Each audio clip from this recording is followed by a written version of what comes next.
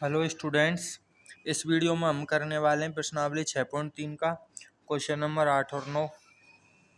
देखिए question number 8 हमसे क्या कह रहा है। इक्वेशन शब्द के अक्षरों की सहायता से प्रत्येक को तथ्यतः केवल एक बार प्रयोग करके कितने अर्थपूर्ण व अर्थहीन शब्द बनाए जा सकते हैं। अब देखो यहाँ पे ये इक्वेशन शब्द है, ठीक है। इसमें टोटल 8 अक्षर हैं हमारे पास। फिर वो कह रहा है तथ्यतः केवल एक बार प्रत्येक को यूज करना है। तथ्यतः का मतलब होता है कि जो कह दिया वो कह दिया, यानी कि केवल एक बार प्रयोग करना है तो केवल एक बार ही प्रयोग करना है, ठीक है। एक से ज़्यादा नहीं होना चाहिए और एक से कम भी नहीं होना चाहिए, ठीक है। अब उसके बाद देखो अर्थपूर्ण व अर्थहीन शब्द कितने बनाए जा सकते हैं, ये हमको यहाँ पे बताना है। अब देखो इक्वेशन जो शब्द है ना, उसमें सारे के सारे जो अक्षर हैं या जो अंक शब्द हैं, ठीक है, जैसे ई क्यू यू, ये सब जो है ना सब अलग अलग हैं, ठीक है। और टोटल 8 हैं, यानी कि हमारे पास टोटल नंबर्स कितने हैं या टोटल जो अक्षर हैं या अल्फ़ाबेट हैं, ठीक है। टोटल जो अल्फ़ाबेट हैं वो कितने हैं, 8 हैं। उनमें से हमको प्रत्येक को केवल एक बार यूज करना है तथ्यतः, यानी कि आठों की आठों को एक बार यूज करना है, ठीक है। यानी टोटल जो एक शब्द में टोटल जो अक्षर होंगे या फिर जो अल्फ़ाबेट होंगे वो कितने होंगे, 8 होंगे, ठीक है। ये रहे 8। अब प्रत्येक को एक एक बार यूज करना है, ठीक है। और कोई भी जो है वो रिपीट नहीं होना चाहिए। रिपीट हो गया तो फिर क्या हो जाएगा, तथ्यतः का क्या हो जाएगा, खंडन हो जाएगा, यानी एक बार से ज़्यादा यूज हो जाएगा वो, ठीक है। यानी कि अक्षरों को बिना रिपीट किए हुए हमको यहाँ पे शब्द बनाने हैं।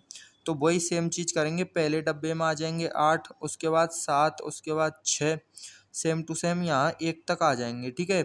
यानी कि 8 गुणा 7 गुणा 6 डॉट डॉट 1 तक आ जाएंगे, ठीक है। इसका मतलब हो गया कि जो टोटल अक्षर बनेंगे ना हमारे पास वो 8 फैक्टोरियल बनेंगे, ठीक है।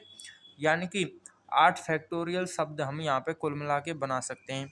अब ये तो हो गया नॉर्मल तरीका जो हमने पिछली एक्सरसाइज में पढ़ा था 6.2 में, या फिर पहले के जो सवाल थे उनमें पढ़ा था। अगर हम चाहें तो यहाँ पे 8 का भी जो है फॉर्मूला यूज कर सकते हैं, यानी कि 8 जो है टोटल अल्फ़ाबेट हैं हमारे पास, उनमें से आठों की आठों को हमको यहाँ पे यूज करना है।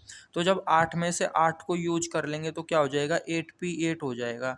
और 8p8 को अगर हम सॉल्व करेंगे तो आएगा हमारे पास 8 फैक्टोरियल अपॉन 8 माइनस 8 फैक्टोरियल, ठीक है। अब 8 माइनस 8 होता है 0 फैक्टोरियल, और 0 फैक्टोरियल की वैल्यू होती है हमारे पास 1। तो नीचे तो 1 आ जाएगा और 1 से भाग देंगे तो वही संख्या आ जाएगी जो ऊपर लिख रही है, यानी कि 8 फैक्टोरियल।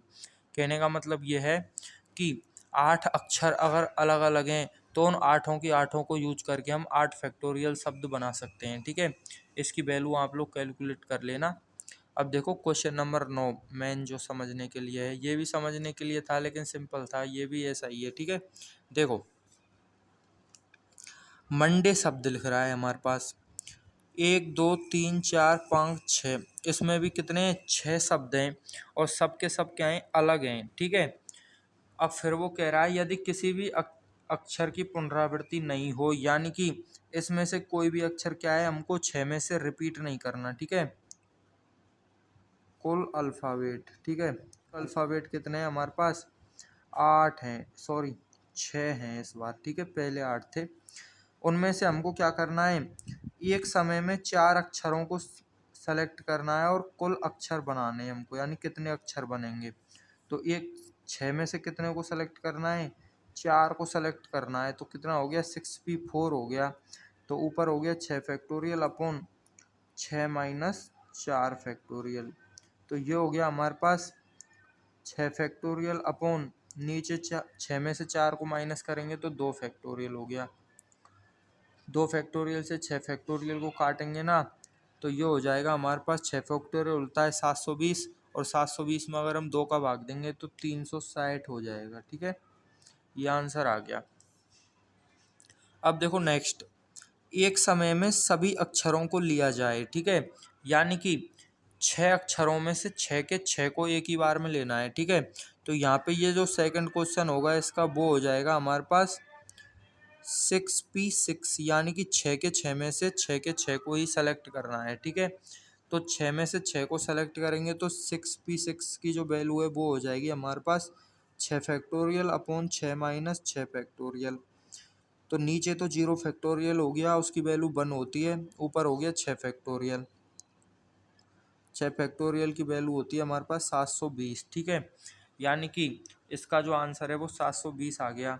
नेक्स्ट देखो, सभी अक्षरों का प्रयोग करना है किंतु प्रथम अक्षर जो है वो क्या होना चाहिए, एक स्वर होना चाहिए। ठीक है, यानी कि